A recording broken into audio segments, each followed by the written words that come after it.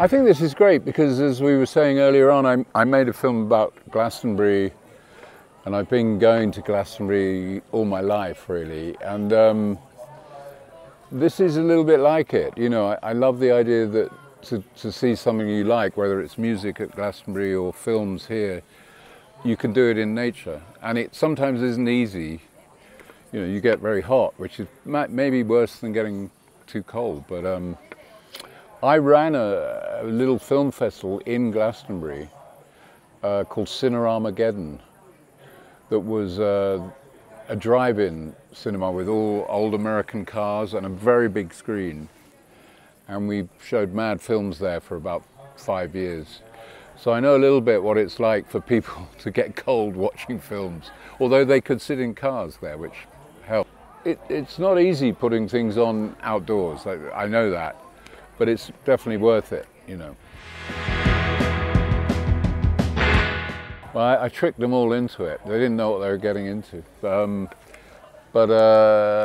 Memorable, well, you know, Joe was a real friend of mine, so that was memorable because he wasn't just a, you know, I knew people, I worked with them, but I didn't live with them like I lived with Joe, you know. If you spend too much time with Mick Jagger, you want to get out of there, really. I mean, not that he's a nasty guy, it's just the mad bubble of fame, you know. So I would have to say that, you know, doing a film about Joe meant a lot to me. You saw me cry yesterday, which is something I don't normally do. I'm such a strong alpha male, you know, I don't normally do that shit, but he meant a lot to me and he still does, so I would say that one maybe. What? I like the ones that are hard, you know, I like the Shane one because I went through hell, really, it was a nightmare, but if you can get through the nightmare, then you feel good, you know, coming out the other side.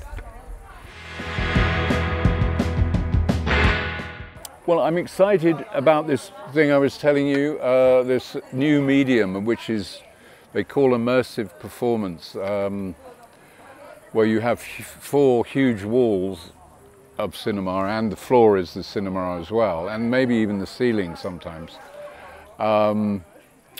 where you can really transport people in a different way, and you edit, you know, it's the first time I think you'll be able to dance to movies properly, and the movies are so big, they impact you in a different way and you're surrounded. So it's a new way of editing and that's exciting to me. I want to make a time travel so that kids today can just get a hit of how energetic and liberating the idea of punk rock was back then, and whether they could, like a challenge to do something better now, you know. Because time's running out, you know. Young people need to seize the time, as they say, take control. Not a lot, but I mean, I'm getting these kind of awards. I like ticking off Europe, you know. But the thing, you know, you just feel you want to do something more, you know. You don't want to. I actually hated awards. I used to set fire to the kids who got awards at school, their hair, you know, before they went up. So they go, just before they go to get the prize, their hair's on fire, you know. So I don't like awards particularly. But this kind of award is better because, as I was saying, you don't have to beat someone, or you don't have to say that you're better than someone. You know, you just get this award, which is fine. But I can live without awards. You know, I think there's a problem with the movie industry that, you know, half of it is about giving awards, it seems. You know, the Oscars and the BAFTAs and the, you know, and you know, people should just be so happy to be able to make a film. They shouldn't need awards, you know. It's such a buzz to work in, and a privilege to work in that medium. You shouldn't need award. Making the film is the award.